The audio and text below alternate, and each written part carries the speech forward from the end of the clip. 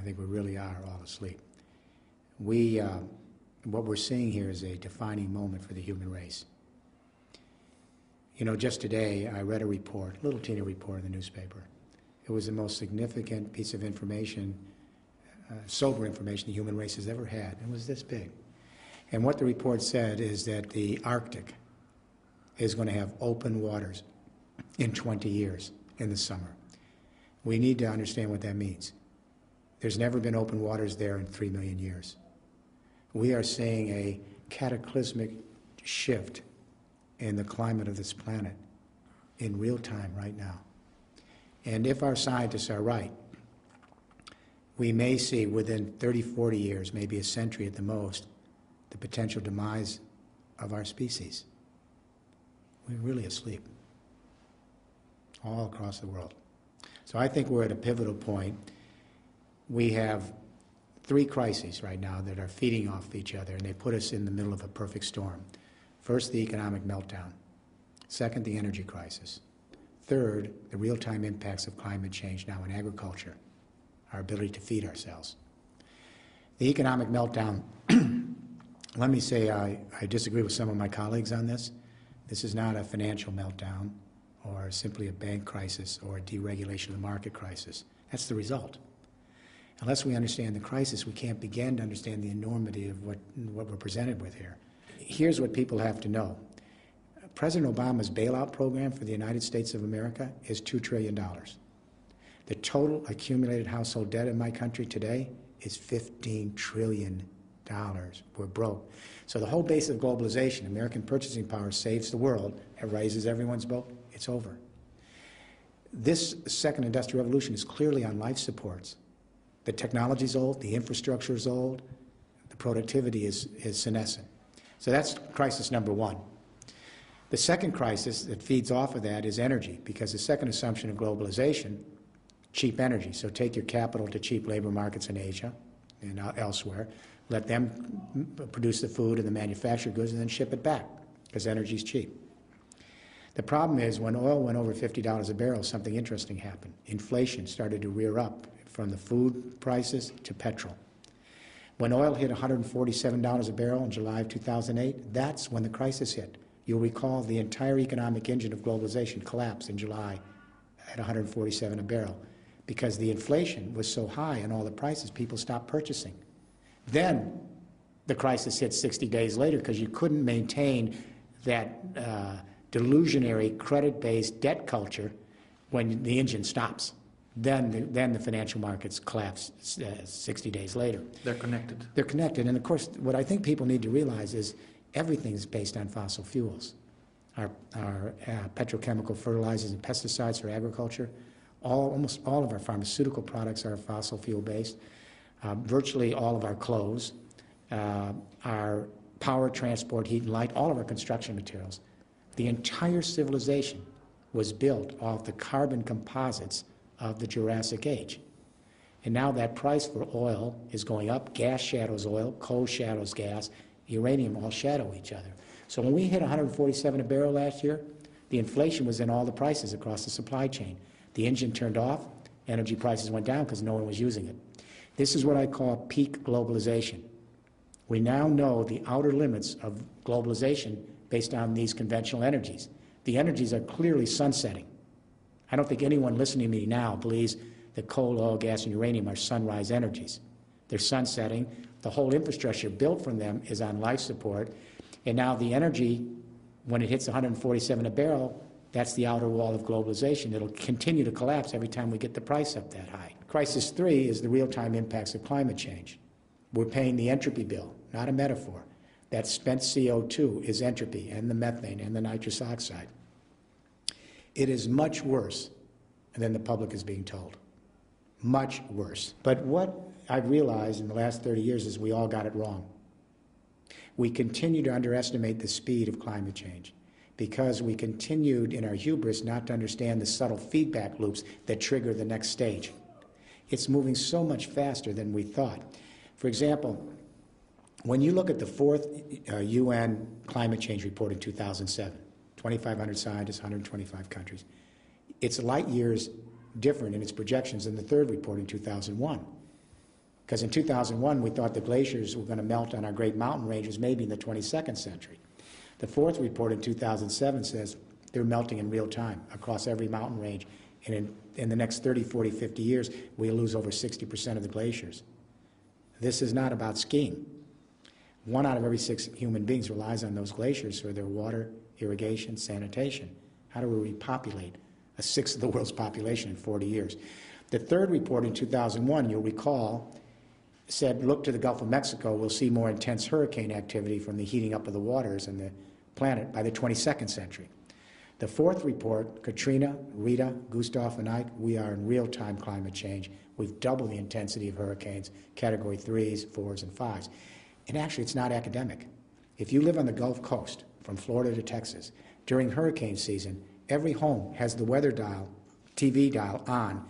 Is another hurricane coming? Is this it? Do we evacuate? They can't even get insurance anywhere on the coast for their homes. The third report, the Arctic, said the Arctic may begin to see open waters sometime in the mid-22nd century.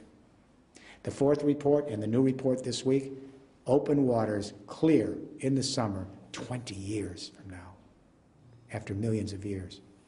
So this is moving much quicker because of all the feedback loops.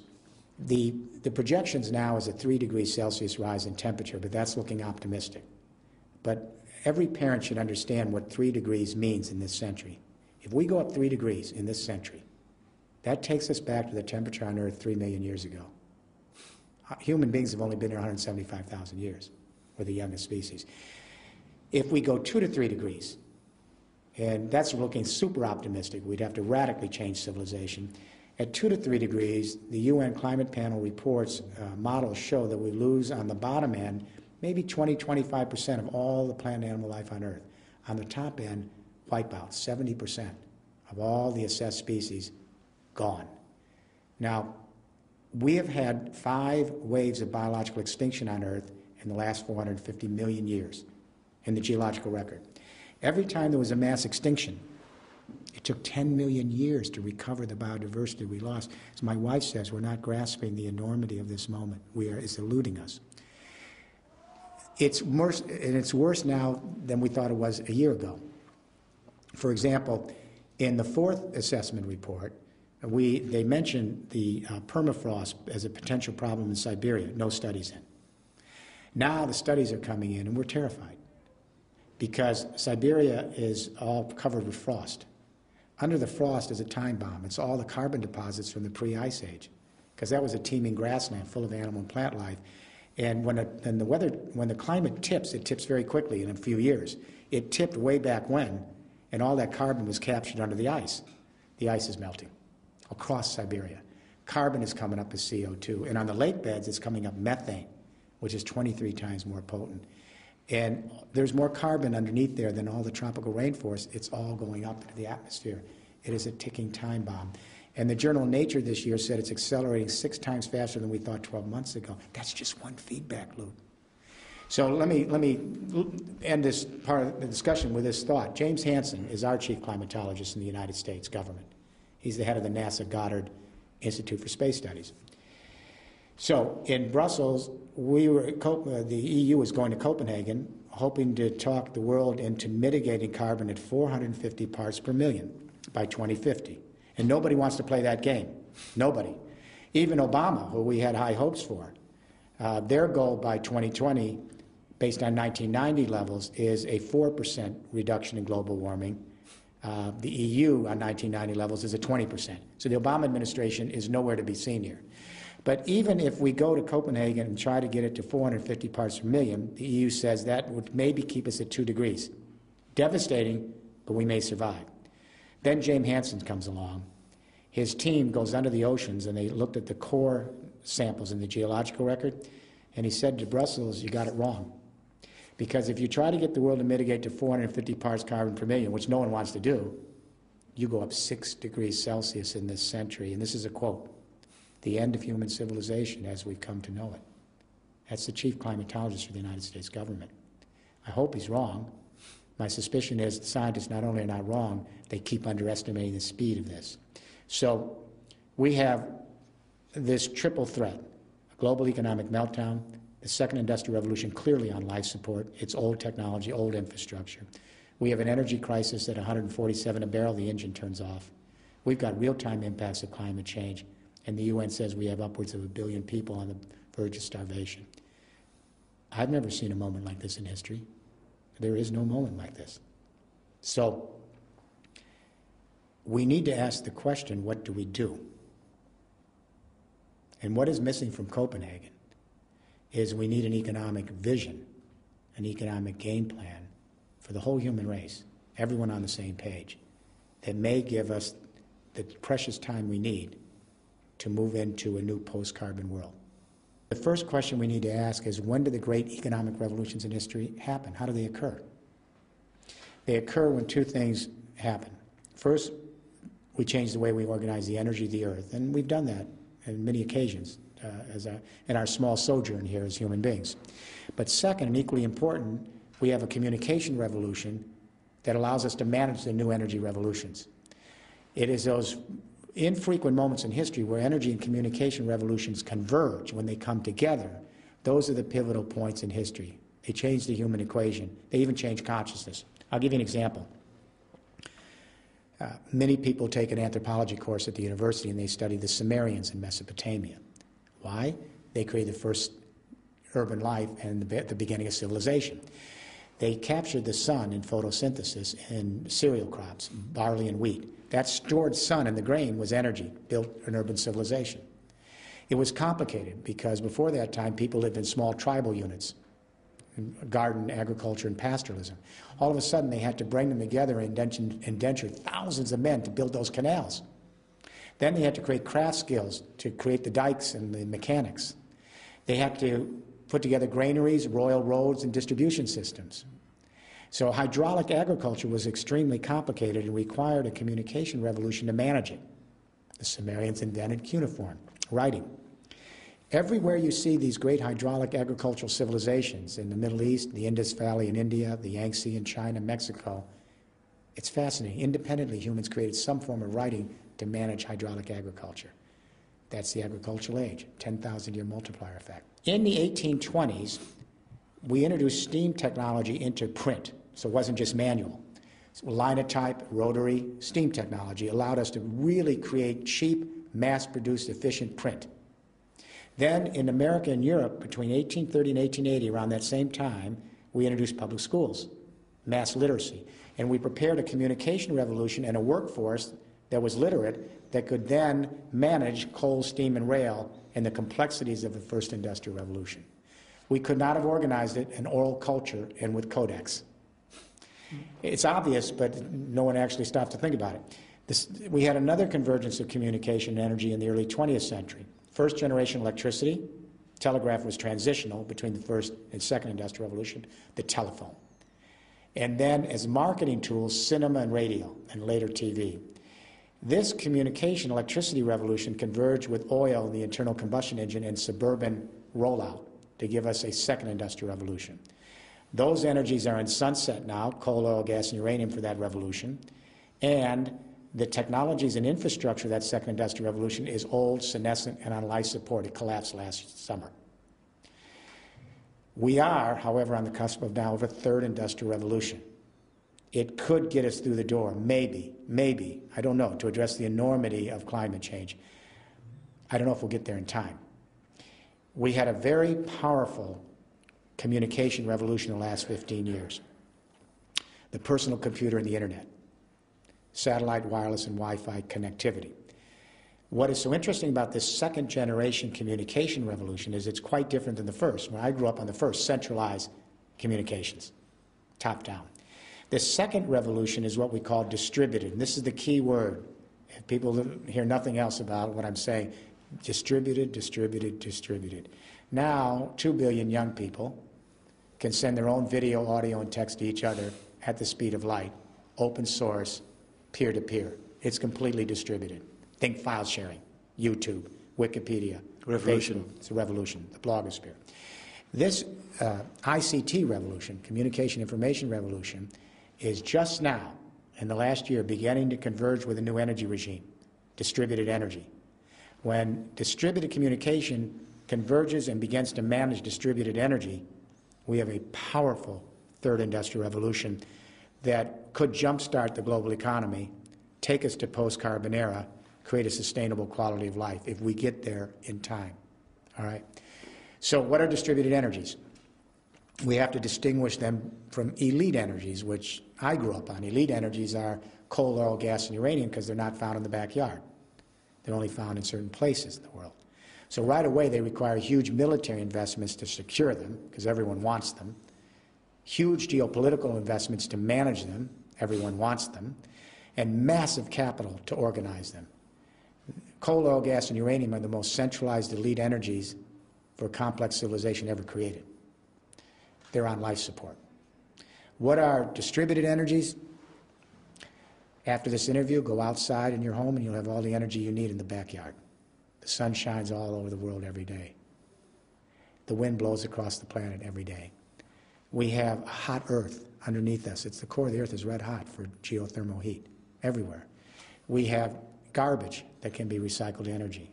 We have rural agricultural and forestry waste into energy. Wherever you have your water, you can have hydroelectricity. The ocean tides are coming in every day, energy. So we have what we call distributed energies, renewables. They're found in every square inch of the water and land mass of this planet. So we have to think distributed. And the way to do that is pillar 2. And that is everyone listening to this should imagine that their building they're in right now becomes a power plant. I'm talking about every home, office, factory, technology park, every single building in this world in 30 years is converted to a partial power plant so that you can put a solar roof and suck the sun's energy into your house, into electricity. You can have vertical wind coming up the wall of your building, put it into electricity. The heat under the ground with a heat pump, geothermal, turn it into electricity. The small water supplies near you, turn it into electricity with hydro. The rural agricultural waste, turn it into electricity and your house collects it. If your home or your building, your office is on the coast, ocean tides. So the buildings, interesting enough, are the problem, they're also the solution. A third of the energy used in the world is buildings, and they commit a third of the CO2. They're the #1 cause of climate change. By the way, while we're on this, the #3 cause of climate change is worldwide transport. Does anyone know what the #2 cause of climate change is? We never talk about it. The #2 cause is meat production, especially beef. Beef production and consumption is now, our scientists tell us, the #2 cause of climate change because we have 1.3 billion cows out there. The methane release is enormous, and the nitrous oxide from the fertilizers and the CO2 from the processing. What's interesting to me is not one world leader in 192 countries has made one sentence statement on the #2 cause of climate change. Al Gore, who I deeply respect, has never made a statement that I know of on the #2 cause of climate change. How serious are we? So the way to jumpstart the global economy is construction, construction, construction. That's when you create millions of jobs. So we're going to have to convert the existing real estate stock all over the world and create new stock that's turned into power plants. Think mainframe computer, then you had your own desktop. Think centralized energies, now you produce your own. That's pillar 2. Then pillar 3. Pillar 3 is we had to raise the question in Brussels, how do we store renewable energy? Because unfortunately the sun isn't always shining. The wind isn't always blowing, and sometimes your water tables are down because of climate drought. You have less hydroelectricity. They're intermittent energies. So we have to think, how do you store these energies so that you have a safe, secure asset? We're going to use batteries, flywheels, capacitors, water pumping. They're all good storage technologies, but there's one universal technology that's going to be, I think, at the center. It's hydrogen. Now, we all know that hydrogen is the basic element of the universe. It's what we're made out of. It's the lightest element. When we use it as power, the byproducts are water and heat. Now, hydrogen is not a basic energy. It carries other energy. You've got to convert other energies. Our astronauts have literally been circling this planet for 30 years, and I don't think people know this. You know how they power their spaceships? The power is hydrogen, high-tech fuel cells. Time to bring it back to the Netherlands and Europe. Here's how it works. Say you, in your factory, your office, your home, you're producing 20% of your electricity with a solar roof. At any one time, if you have a little electricity you're not using, Electrolyzed water. Remember high school chemistry? The anode, the cathode, stick it in the water. The electricity allows the hydrogen to come out, you store it in a tank. When the sun's not hitting your roof, convert it back to electricity. Now people say, isn't that an energy loss? Of course. It's the second law of thermodynamics. Anytime you ever convert energy, you lose. That's what the second law of thermodynamics is about. If people understood how much energy they'd lose when we convert coal, oil, gas, and uranium, it's through the roof. All right? So we need hydrogen storage, and the European Union is committed an €8 billion public-private joint technology initiative this last year to put hydrogen storage across buildings and power and transmission lines. So, Pillar 1, renewable energies. The EU is committed to a third of the electricity, 20% of the energy. Pillar 2, we convert all of our buildings to power plants. Pillar 3, we store it with hydrogen. And then Pillar 4, this is where that communication revolution converges with the distributed energy revolution. We use the exact same technology that created the internet. It's identical. We take the power grid of the Netherlands and the EU, and in 25 years, we convert that transmission lines into an intergrid, an intelligent utility network that exactly operates like the internet. Technology is already here. So that, let's say, millions and millions of buildings across Europe are producing just a little bit of their own electricity. If they don't need some of it during peak or off hours, they can store it with hydrogen, like we store digital and media, convert it back to electricity, share it across Europe. Share it across Europe. This is distributed capitalism. What this does is it answers a question we couldn't answer for 30 years, and this is really critical. For 30 years, governments that I advise would say, Mr. Rifkin, we like windmills and solar roofs and all of the things you're talking about, but how the heck are you going to run a global economy on windmills, solar roofs, garbage, ocean tides, waste? They're soft energy. They're important, we'll put them in, but you can never substitute for hard energy, which is coal, oil, gas, and uranium. That gives you the energy to run a global, highly industrial economy. For 30 years, we couldn't answer that question. We had an intuition we were on the right track because those old energies are elite, they're finite, they create pollution, and they're running out. The new energies are everywhere. They're basically free, you just have to harness them. But we didn't get the answer until our IT friends came up with second-generation grid IT, which you know is the cutting-edge revolution in IT. It's only 7 years old. Now, the IT revolution, they now have software that allows us to connect hundreds of thousands or millions of desktop computers. They can connect them. When they connect them, the distributing computing power of these little desktop computers, millions of them, exceeds anything you can imagine with the most centralized supercomputers you could ever put online. We can take grid IT now to the power and transmission lines for energy. If you have millions and millions and millions of buildings across the EU producing just little amounts of their own electricity from local renewables, if some of it they don't need, they share it across a smart grid, an intergrid. The amount of distributed energy exceeds anything you can ever imagine with nuclear and coal-fired power plants. Everyone under 40 gets it. Everyone over 40 has a little problem with it. The music companies did not understand file sharing, distributed. It wiped out the music companies in 7 years, 8 years.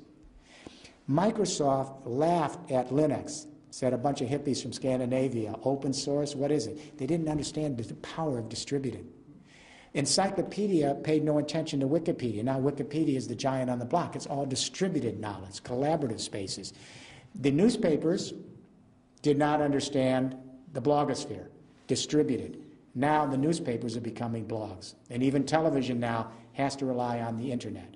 So what I'm saying is that powerful revolution now is about to go to the next stage, which is to connect with distributed energy, so we have power to the people.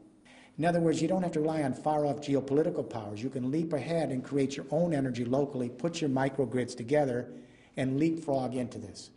This way we can create some form of sustainable justice, because the injustice here is that the real beneficiaries of the first and second industrial revolution were the northern industrial countries. The first victims of climate change, because of the nature of the planet, is south of the equator. So everyone's going to Copenhagen saying, what about the developing countries? Well, you have to have an economic game plan that works, that creates new opportunity, and is practical and can be put in place. So what we need to do is we need to begin to move from geopolitics, that's Copenhagen, to biosphere politics after Copenhagen. Geopolitics is everyone's coming to Copenhagen and fighting each other, competing in that old idea that human nature is self-interest, it's me against you, it's win-lose. Geopolitics, post-Westphalia, it's going to fail. Because the reality is we're in one biosphere. We're all interdependent and connected. We all depend on each other for our survival. It is all serves like one big organism, the biosphere. That's not just a metaphor. We have to move from geopolitics to biosphere politics. We have to think as a human species. We have to think as Homo sapiens. We have to create global consciousness if we're going to move this third industrial revolution and create a new civilization, an empathic civilization. It can be done. The Netherlands has an enormous opportunity here, an enormous opportunity, because the Netherlands is going to be the first victim of climate change in Europe, for sure. But secondly, the Netherlands has always been a country that understands how to balance the market and social model, and the dream is quality of life. That's the Netherlands. The Netherlands has always been more advanced than other countries on more tolerance, more openness, more inclusivity, because it began as a great sea power and trading power, so it's much more cosmopolitan. So it has the mental ingredients, it has the challenge of climate change, and it's been fairly far advanced on renewable energies and the new technologies. What I would like to do, I'd love to sit down with the Prime Minister and his cabinet. I advise many heads of state in Europe, Zapatero in Spain, Chancellor Merkel in Germany. I'd love to sit down with him and our global companies and our Dutch companies and say, how do we create at the Netherlands level and the federal level the kinds of codes, regulations, and standards that would get rid of all the red tape and let this thing move? Then how do we create the financial incentives at the federal level that would allow the regions and metropolitans to move on this third industrial revolution? And the question I would ask the government is, where do you want the Netherlands to be in 20 years? In the sunset energies and industries of a second industrial revolution that's on life support, or in the sunrise energies and industries of a third industrial revolution that gives us a sustainable future? The federal government can clear the way on codes, regulations, and standards, provide incentives, provide direction. The regions can then create their own master plans to lay down these 4 pillars, as we're beginning to do in other regions.